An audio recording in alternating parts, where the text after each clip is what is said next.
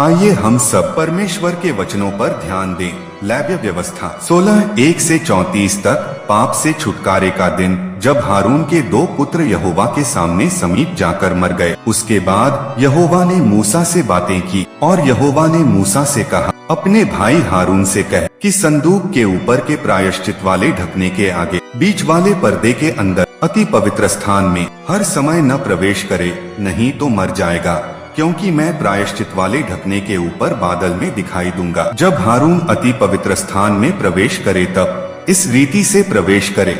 अर्थात पाप बलि के लिए एक बछड़े को और होम बलि के लिए एक मेढ़े को लेकर आए। वह सनी के कपड़े का पवित्र अंगरखा और अपने तन पर सनी के कपड़े की जांघिया पहने हुए और सनी के कपड़े का कमरबंद और सनी के कपड़े की पगड़ी बांधे हुए प्रवेश करे। ये पवित्र वस्त्र हैं और वह जल से स्नान करके इन्हें पहने। फिर वह इस्राएलियों की मंडली के पास से पाप बलि के लिए 2 बकरे और होम बलि के लिए 1 मेढ़ा ले, और हारून उस पाप बलि के बछड़े को जो उसी के लिए होगा चढ़ाकर अपने और अपने घराने के लिए प्रायश्चित करे, और उन दोनों बकरों को लेकर मिलाप वाले तंबू के द्वार पर यहोवा के सामने खड़ा करे। और हारून दोनों बकरों पर चिट्ठियां डाले, एक चिट्ठी यहोवा के लिए और दूसरी अजाजेल के लिए हो। और जिस बकरे पर यहोवा के नाम की चिट्ठी निकले उसको हारून पाप बलि के लिए चढ़ाए, परंतु जिस बकरे पर अजाजेल के लिए चिट्ठी निकले वह यहोवा के सामने जीवित खड़ा किया जाए,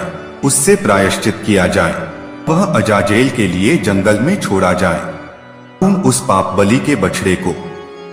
जो उसी के लिए होगा समीप ले आए और उसको बलिदान करके अपने और अपने घराने के लिए प्रायश्चित करे, और जो वेदी यहोवा के सम्मुख है उस पर के जलते हुए कोयलों से भरे हुए धूपदान को लेकर और अपनी दोनों मुट्ठियों को कूटे हुए सुगंधित धूप से भरकर बीच वाले पर्दे के भीतर ले आकर उस धूप को यहोवा के सम्मुख आग में डाले, जिससे धूप का धुआं साक्षी पत्र के ऊपर के प्रायश्चित के ढकने के ऊपर छा जाए, नहीं तो वह मर जाएगा। तब वह बछड़े के लहू में से कुछ लेकर पूरब की ओर प्रायश्चित के ढकने के ऊपर अपनी उंगली से छिड़के, और फिर उस लहू में से कुछ उंगली के द्वारा उस ढकने के सामने भी 7 बार छिड़क दे। फिर वह उस पाप बलि के बकरे को जो साधारण जनता के लिए होगा बलिदान करके उसके लहू को बीच वाले पर्दे के भीतर ले आए, और जिस प्रकार बछड़े के लहू से उसने किया था ठीक वैसा ही वह बकरे के लहू से भी करे, अर्थात उसको प्रायश्चित के ढकने के ऊपर और उसके सामने छिड़के।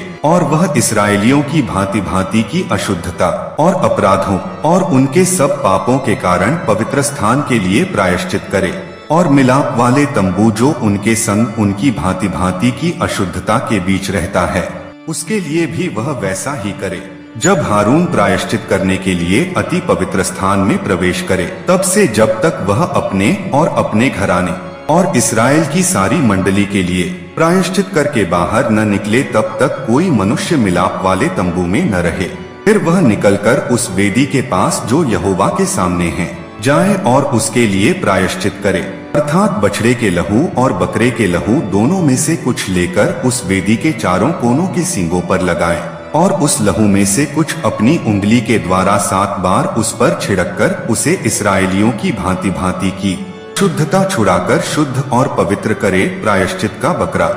वह पवित्र स्थान और मिलाप वाले तंबू और वेदी के लिए प्रायश्चित कर चुके जीवित बकरे को आगे ले आए। हारून अपने दोनों हाथों को बकरे पर रखकर इस्राएलियों के सब अधर्म के कामों, उनके सब अपराधों, उनके सारे पापों को अंगीकार करे, को बकरे के सिर पर धरकर उसको किसी मनुष्य के हाथ जो इस काम के लिए तैयार हो जंगल में भेजकर छुड़वा दे। वह बकरा उनके सब अधर्म के कामों को अपने ऊपर लादे हुए किसी निर्जन देश में उठा ले जाएगा, इसलिए वह मनुष्य उस बकरे को जंगल में छोड़ दे। मिलाप वाले तंबू में आए, सनी के वस्त्रों को पहने हुए उसने अति पवित्र स्थान में प्रवेश किया था, कर वहीं पर रख दे। इसी पवित्र स्थान में जल से स्नान कर अपने निज वस्त्र पहन ले,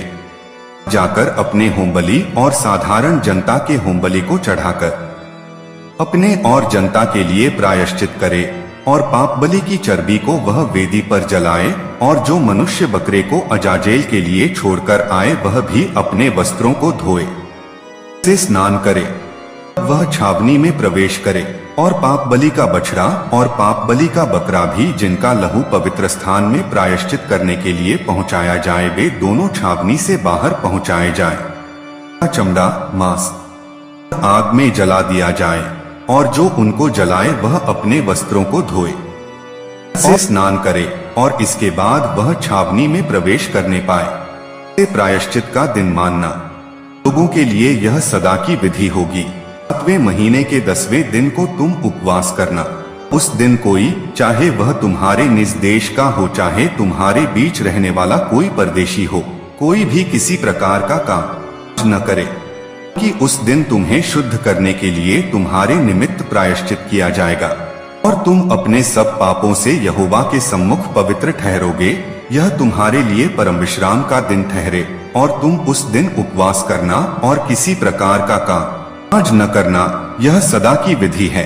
और जिसका अपने पिता के स्थान पर याजक पद के लिए अभिषेक और संस्कार किया जाए, वह याजक प्रायश्चित किया करे, अर्थात वह सनी के पवित्र वस्त्रों को पहनकर पवित्र स्थान और मिलाप वाले तंबू और वेदी के लिए प्रायश्चित करे और याजकों के और मंडली के सब लोगों के लिए भी प्रायश्चित करे। और यह तुम्हारे लिए सदा की विधि होगी कि इस्राएलियों के लिए प्रतिवर्ष एक बार तुम्हारे सारे पापों के लिए प्रायश्चित किया जाए, यहोवा की इस आज्ञा के अनुसार जो उसने मूसा को दी थी।